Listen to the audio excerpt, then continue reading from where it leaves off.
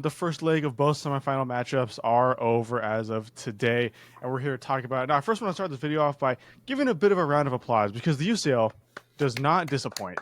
What a first round of games. My name is Elijah. I'm with Andres, and we are. Let's get into it. We're going to go Arsenal first. The Arsenal game, PSG game first, and then we'll go into the Barca Inter Milan game. You can skip ahead if you want. I'll put timestamps. Arsenal, PSG, man. I got a lot to say about this game. Now, generational hate watch for us as a Chelsea fan, obviously, and a West Ham fan, and our other boy Diego is a Tottenham fan. Generational hate watch. That was great. Arsenal, and I know we have a lot of Gunner fans in our subscribers, so make sure to comment down below your thoughts too. But what was that? What was that from Arsenal? I mean, if there's one word I have for Arsenal, it's disappointed.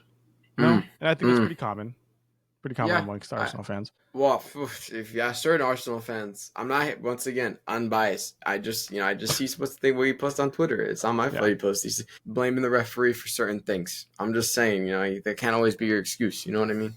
Yeah. But to be fair, I will say the referee, that was not the best refereeing performance we've ever seen before. No. For both sides. He was bad for both sides. It wasn't just blatant bias nonsense. Yes. But look, from a purely footballing perspective, remove the referee. It was like, the best way to describe it is passive. Like, you know what I mean? Like, look, you're at the Emirates Stadium, right? Mm-hmm. First leg, you got 2 legs.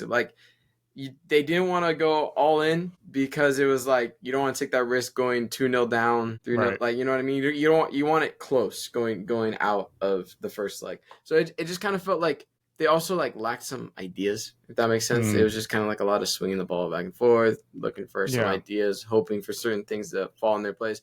You got to admit, Donnarumma making some worldy saves. Fantastic game. Ray as well, got to give credit to him. Made some good saves as well. Good moments. Absolutely. Honestly, it was a great goalkeeping battle. If you really just want to simplify it, was just goalkeepers making clutch saves for both teams, keeping them both in it. So, but yeah, Arsenal's side, though, lacking a lot of things, but in many different scenarios. Yes. And, you said the whole lack of creativity, lack of anything going on across a whole attacking board there. I think the overall attack, very disappointing. And that relates to the midfield too, but the overall attack, and I'll go into that. Martinelli, Saka, it just wasn't there, man. Like, there was just nothing going on there on either side. And then you back up a little bit. Odegaard, man, what are we doing? Why are we comparing Bruno and Odegaard? Odegaard is just not. He did not show up to play that game at all. You bring in Nwaneri. I say his name. Nwaneri. I can't picture him. Nwaneri. I always forget how to pronounce his name. It's whatever. You bring him in, and he does more in 10 minutes than Odegaard does all game. And Odegaard's the captain too. I didn't like what I saw from Odegaard. I think it's very obvious that Arsenal were missing Thomas Partey. That was a huge, huge loss there, which, Mikel Merino had to drop back into the midfield as a result. You lose a lot of attacking prowess without him up there. And it was very, very obvious to see. Not a lot of positives from Arsenal for the game. Another thing, too. Declan Rice, the only positive. Superb. And he's had a great campaign with Arsenal, as much as Andres hates to admit it. He's had a great campaign with Arsenal, and he is one of the only Arsenal players that deserves to be playing in the UCL semifinal. But another thing too that I was very disappointed with Arsenal is the fans, man. That stadium, all I heard was PSG fans, bro. And it they were in a corner, bro. They were in a smallest corner. There was a lot of PSG away fans, and PSG has some of the best ultras in Europe, without a doubt. Wherever they go, they are loud, they're rambunctious, they're distracting. Shout out PSG ultras. But Arsenal fans, man, what was that? And it all started with that goddamn tifo. What the fuck was that tifo at the beginning of the game? I could design a better tifo. I don't know if you saw, there were mock-ups of 3 different mock-ups that I guess Arsenal fans had brought to Arsenal, and they rejected all of them and instead went with a cannon, the Gunners cannon on a red background. What? That was a 2-minute Canva job. And as somewhat of a graphic designer, to an extent, that bugged the shit out of me.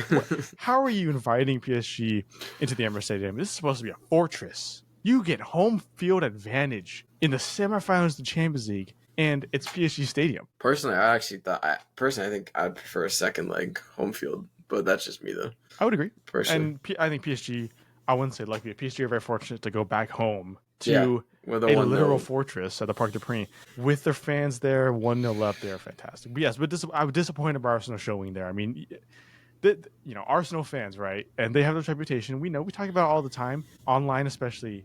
They have a reputation. Arsenal fans love talk until it matters. Apparently, what happened? What happened? And the whole game from like the 10th minute onward, you see Arsenal fans having to do this to the fans. Or sorry, you see Arsenal players doing this to the fans at anything. You shouldn't have to be the one doing that. I think it kind of like, look, we're not English. We're not gonna say we know the culture, but I feel like a lot of the time it's like that's like a lot of the Premier League level is like it's really flat. There's losing its atmosphere.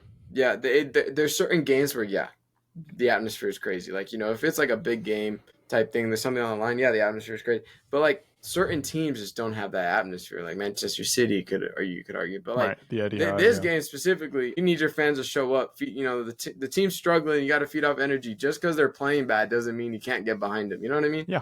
And I think Arsenal fans are probably one of the worst, not the worst, but one of the worst fan bases in the Premier League in terms of like not getting behind their players when they need to. And you're in a fudging UCL semifinal match and you can't get behind your players to urge them, and your players constantly have to tell you to let's go. Like, come on, man. Like what are we doing? Wake up. Wake up. The entire stadium, just wake up. Like, dude, 100%. They are blessed that they get to experience this. You know what I mean? Yes. And like, wake up and do your job as a fan. Get behind those boys. But I'm curious to see the away support. I really am. Yeah. But I honestly think it's gonna be better. They're not going to hear it. I mean, no. I mean, they're going to be behind the PSG ultras, which I know for the second time. Yeah, for the second time in two legs. Yeah, it's disappointing, and I think it might be better because there are a certain amount of tourists at a home game. Away fans aren't going to be doing the same. And this is no shade to our Gunner fans. Like I said, if I can guarantee every person watching this as an Arsenal fan would have done 100 times better than those fans there. It's just, the people that got the chance to go weren't the right people that should have went, whatever. Beside the point, let's talk about the game a little bit more. PSG side focus here. Class. A great game by PSG. They could have scored more. They should have scored more. Yeah, they had some opportunities. Remember that Gonçalo Ramos kind of like toe punt into the crossbar. Some chance didn't go their way. Maybe a penalty for them. No, that's up to debate. That was a penalty. That was a penalty. The only people I've seen say is a penalty is Arsenal fans. That was a penalty. So. I went, they're really not going to check that one? Yeah, 100%. But PSG, congratulations, because that was a splendid game. PSG are such a fun team to watch, without a doubt. That midfield in that game against Arsenal, class. The worst one out of the three got the man of the match, and that's how good the midfield was. My opinion, should have went to João Neves. That's just my opinion. But that midfield of Fabian Ruiz, Vitinha, and João Neves, oh my God. And shout out Manchester United, because you funded that by buying Manuel Ugarte. You funded that as a United fan. So shout out you guys. But yeah, thank you very much. Dembele's winning the Ballon d'Or this year, isn't he? I mean, bro, bro. Ooh. So like, I call it a snapshot. That's a snapshot. Like, you barely have, like, you just have it, barely getting out of your feet, bro. To do that, class finish. Bro, he's just oozing confidence. I'm excited to just see what he does in that second leg at home. Confidence buzzing. Like, look, I know look, let's be real. Like, PSG is gonna have a similar game plan, probably change up a little bit. You can't rock up with the same game plan. But like, they're definitely not gonna want to sit back and the entire game absorb pressure and then go on the count. You know what I mean? Like, not at home. Like, they're gonna have some moments. 100%. They're gonna have some moments of possession for sure, and I think they're really gonna capitalize on that. And I could see it probably ending like 4-2 on aggregate. 4-2, a 3-2 game. Yeah, I can see it. I can see it, but it's just Arsenal's got to up the levels. Like, they have all this talk. We're gonna win the Premier League. We're in like not just the fans, the players themselves. Like, I respect. Obviously, you have a team like that, obviously you're going to have high expectations. This is not dogging. I'm just saying, like, you're in these positions. You earned your way to get here. Now show up for these games that actually matter at the, like, you know, it's like you get here with the easier games. And then when you face someone, I mean, granted they played Real Madrid, but like, you know what I mean? Like, it wasn't an easy run. No, they deserve to be here. They deserve to be here. And now you got to like, just finish the job. You know what I mean? Arguably, you're playing a lesser team in terms of who you just faced in the quarterfinal. Like, just get the job done. But I feel like they're struggling to get that killer instinct of just getting it done. And unfortunately for Gunners fans, it's like going to be like the 4th consecutive season of them just not being able to get shit done when they need to. So I'm hyped because, you know, in our predictions video we did say all 3 of us were going PSG. Yeah, but hate watching it, and in terms of like just pure like hatred. But I mean, because we all 3 of us said like, you know, we think Arsenal might pull this one out. But the way if PSG play anything similar to how they played in this first leg, it's gonna be tough to crack. I can see like a squeaky goal. You know, Donnarumma doesn't show up and make some. Honestly, the saves he made like go so underrated because they're not a top diving save or anything, but sometimes they are. For a man that fucking big to be able to get that low that quickly is unbelievable. Like truly unbelievable. Sorry, he's a goalkeeper. For those who don't know, Andres is a goalkeeper, and he appreciates goalkeeping. Who doesn't? Bro, but he appreciates. I might be glazing, but let me tell you, that man deserves to be glazed. He deserves it. What? What? Anyway, PSG have the talent. With PSG, do not have to sit back and wait for Arsenal to make a mistake. PSG have the talent to go forward, and that's been clear as day since the beginning. I think the only people not saying that are Arsenal fans. PSG are there, and I'm seeing a lot of Arsenal fans being turned by this game. Right? Yes, Arsenal they were the favorites. I think betting odds put them as favorites. You could argue that they were. I didn't think so, but you know, Arsenal have a great team. But you get to these points, and it's very easy for teams to falter a little bit, and they did, and I don't see them getting that momentum back next leg. I'm curious to see how they play in the Premier League this week, if they rotate a lot, if they don't. Bro, it doesn't matter, man. One game's not going to change it. It doesn't matter. It was deflating. The players looked deflated after that one. It was, and that's not what you want from the players. I know a lot of Arsenal fans feeling the same way. They leave that game, and you have players and the manager, even Mikel Arteta, saying we think we can turn this around. It's a shame you put yourself in the position to have to turn things around. You shouldn't be losing. And like I said, Arsenal, you could argue Arsenal could have had a goal or two, right? There was one call where Nuno Mendes had the ball, Saka was behind him, slightly touched him, and they called a foul on him, and Saka would have went through. Yeah, okay, fine. That's it though. No, I'm sorry, but that was slow-mo. Like, let's be real. Yeah. Like, I mean, it made it look very soft, but like, let's say like when you get pushed like that, it's gonna have an effect on you, especially if you're. But I'm just saying, like, yes, it was relatively, but at the end of the day, it's a foul. Like, let's be real. Like, it's a foul. It depends on the scenario. I think it's a 50-50. Some refs are gonna call it, some refs are not. Beside the point, like, if it was flipped, I'm just saying. I'd agree. But either way, call or not, we don't know if a goal happens there. That call or not, PSG could have had 2 or 3 more goals. Should have had. That is the one positive Arsenal can take away from this, is that it's only 1-0. Yes, Arsenal still have a chance, and we're not saying that they don't. Arsenal do still have a chance, but they're lucky they do. And it is not unto their own fruition that they do.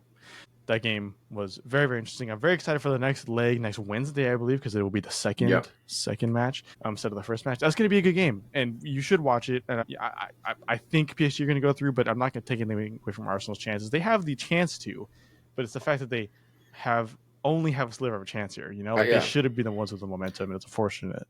And also just scoring that early for PSG, like I think like changed their mind game for them. Yeah. I mean, you know, you're away. They weren't expecting that. Yeah, obviously not. But I think that was a big factor, and I think PSG definitely had a different game plan probably going into that game, and then it was like, man, just park the bus here. Not park the bus, but like let's change tactics a little bit, be a bit defensively sound, and take your chances. So I'm curious to see what the actual tactic is for this second leg. So it's going to be exciting. Definitely not. Some would say certain parts were boring. I can understand that. It's still a good draw. It was I mean, look, just stay tuned for the second one because always the second legs are always better than the first legs because you got to take that risk. You got to send guys forward. And the fact that Declan Rice was your most was honestly your most threatening player on the pitch is a little concerning because with the hype Saka has and Martinelli, like, come on, like, it should be doing more. In a pastime, I love Declan, but you know what I mean. Like, he wasn't our most attacking player. Ever. I mean, he shouldn't be. I don't think class. His strengths aren't. It shouldn't be on his shoulders. You would say. It should not be on his shoulders. I do have a quick stat before we move on to the next game. Only 2 teams in UCL history have ever reached the final after losing the first leg at home twice. Arsenal have to overcome the odds. Those were Spurs back in 2019, even if you remember. Hell of a year before. Great run up until that final, which was so boring. Then hold that, Diego. I know you're not going to see this, but hold that. L, 0 trophies, 0. That's great. But yeah, Arsenal have to overcome some crazy odds here. So let's see if they make history. But we can move on to the game that happened just today. Inter Milan versus Barcelona. Yes, another round of applause game. 3-3 draw. Absolute cinema. Absolute cinema. That's what you want in a semifinal, bro. Oh, you want doubt. Back to back. You score, watch this. Oh. Yeah, and you know what? It had everything. I want to say congratulations to both teams. I think both teams played a good game. I don't think either team, obviously you score 3 goals, right? Both teams. That's a good game. Both teams had their issues, but overall, both teams, I don't think you can leave that feeling disappointed. I guess if you're Barcelona, maybe, but Inter Milan should be very happy scoring 3 goals and ending with a draw there. Yeah. And it was very good. Denzel Dumfries had his best game, arguably, probably since they knocked the USA out of the World Cup, 2 years ago. It was a great game. Marcus Thuram had a great finish. Obviously, Dumfries' scissor kick was fantastic. And then thinking about Barcelona, Lamine Yamal, man. Lamine Yamal is winning a Ballon d'Or within 2 years. Holy smokes. He's cracked. At his age... This is amazing. I'm just gonna say, they say it's gonna be a while to the next Ronaldo, Messi, but the pace he's going at, I'm sorry, but unless he has some, knock on wood, I got wood right here, but unless he gets some crazy injury, the pace is ridiculous. Yeah, he's on track to be one of the best of all time. What he can do, look, I'm not trying to glaze the kid, obviously, but it's genuinely impressive that he's able to do this, not just once, not just twice. Anytime. He can do this anytime on the biggest stage possible. He has no fears whatsoever. And remember, he's just a kid still. He's only going to go up. 17. This kid has it all, man. This kid has it all. It's ridiculous. It is unbelievable. He is without a doubt the best 17-year-old I've ever seen play soccer. Without a doubt. Dude, the announcer described him as he's as smooth as the back of a spoon. Wait, what? And you know what? Is he wrong though? The level of tech this kid plays with, he knows what to do. The confidence. It's all confidence. His confidence. Usually, people's confidence, professionals probably hear his confidence. It's not. It's off the charts. God. Just the things he decides to do. Trivela, just why not? You know what I mean? Oh my God, his Trivela, from the ball out wide into the middle around the defenders. Yeah, it doesn't always make it, but the fact that you're trying that at 17 and you have some successful. He celebrated 100 appearances today against Inter Milan, and he's 17. You know how crazy that is? And he has 30-something assists and 20-something goals. He is absolutely insane. He knows what to do when to do it. He knows that a mistake is a mistake and you can move on, right? He had that cross/shot that got saved by Summer and went off the crossbar, and he had a 1 second, oh my God, and then immediately after started doing this to the fans, and he plays. Lamine Yamal just fucking plays, and that's what I like so much. He knows when to talk and he knows when to play, and when he plays, it is beautiful. Oh my God. This sign me up. I'm this close to buying a Spanish Lamine Yamal kit. He is amazing. Not a Spanish one. I'm not buying a Barca one. I know. I can't. Damn. Yeah. I mean, as a Betis fan, I just can't. But yeah. Oh my God. And okay, I'll stop the Lamine glaze for this moment. But the recap after the second one, I don't know. If you hate him, you don't know ball. I'm sorry, but you can't not knock him. You know what I mean? He's amazing. He's just good. You know what I mean? Look, I'm a hater. I'm a full-time hater for a lot of popular things. But you can't hate on the kid. He's just pure talent. He's pure raw talent. You can't teach that. You know what I mean? You can, but his work ethic probably behind the scenes is absolutely absurd to get to that point where he's already 100%. He was just gifted by God to have that have a magical left foot. Yeah, literally. Both feet, really, but. Yeah, you talk about how, Messi and Ronaldo getting to the end of their careers, and maybe a year or two ago, it was kind of it's like the NBA, right? Where the NBA is you had the superstars in LeBron and Steph Curry, and the next people just aren't hitting those heights. Lamine's hitting his height, man. And yes, he's 17. Yes, we might come back in 3 or 4 years, and maybe something happened with him. I don't know. He's gonna be a teenager until 2028. And he might finish before 2028 hits. He might have a Ballon d'Or.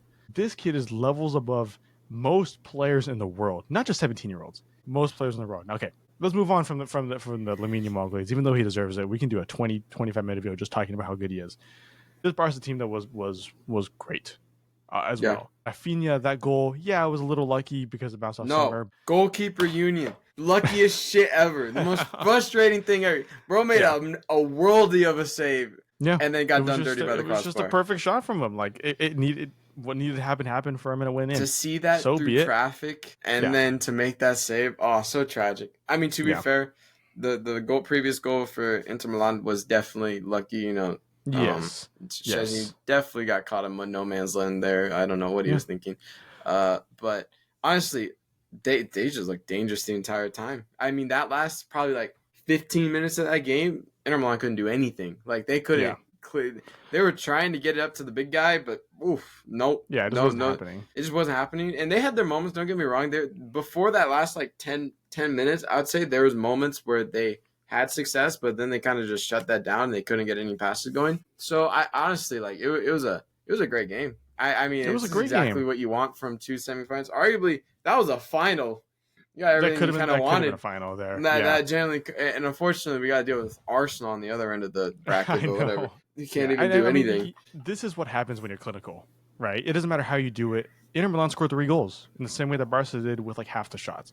This is what happens when you're clinical. But I don't think it's sustainable for another leg. I still think Barca are favorites to go through. And Barca can do it with one more. I wasn't expecting. Look, the 2 goals they scored was crazy. The overhead kick, the audacity to do that in the first place is crazy. Mm-hmm. Confidence. Look, I don't think it's going to be replicated. I agree with you. But I think it's going to be a lot more tactical in the sense of, look, you're coming back to Italy, playing that second leg at home. You can't be leaking 3 goals in the sense of, because, like, genuinely, Barcelona was chasing that entire game in terms of, and if Barcelona scores early, it's going to be very difficult for them to, defend everything, but it's possible because, I don't think Barcelona's defense is really their strong suit. I think that's fair to say. It's good, but it's I'm not saying it's bad or anything. Moving forward. Yeah, but it's not their biggest strong suit. But especially Inter Milan strikers are very slow because if they had someone just a wee bit faster. Yeah, I mean they have Lautaro sometimes, but and then Martinez got injured. And he did get subbed out. I don't think we know the status of it just yet, but that would be a big miss. I think that was a big miss, especially later on in the game when they had those few breakaway chances. Yeah. So it's just the speed wasn't there. It just wasn't there. And they don't have the most suitable replacements, at least for that position, who's like for like. Yeah. They have Taremi, they have Arnautovic.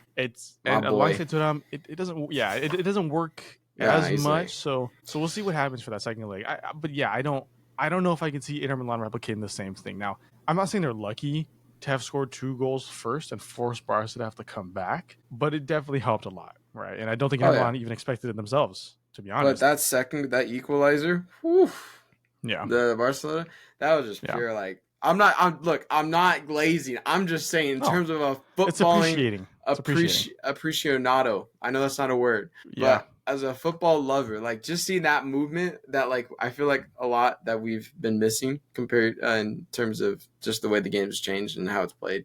That passing movement is just beautiful to see. It was just looks so easy. Looked straight from the training ground. But I just appreciate the passing movement a lot, man. That's all I gotta say. I prefer a well-worked team goal than a crazy solo goal, personally. Unless it's Lanzini. That's all I gotta say. Okay. Well. Anyways, that draw was deserved. I mean, 3-3 I think is the most deserved it could have ended. Both teams came to play.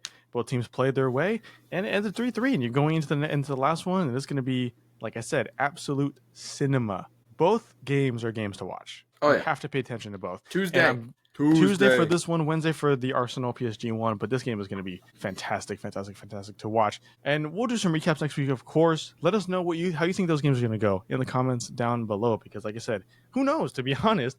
Now, before this, we posted TikToks and everything, and people had opinions, and very strong ones. especially Arsenal fans. And look what happens. So who knows? Who knows what's going to happen? But of course, let us know what you think about these games and the next ones in the comments down below. We'll have some videos out for you guys next week. Make sure to subscribe if you want more UCL content. Otherwise, that's going to be it from us. My name is Elijah. That is Andres. We are. And hopefully see you guys in a future video. Peace. Take care.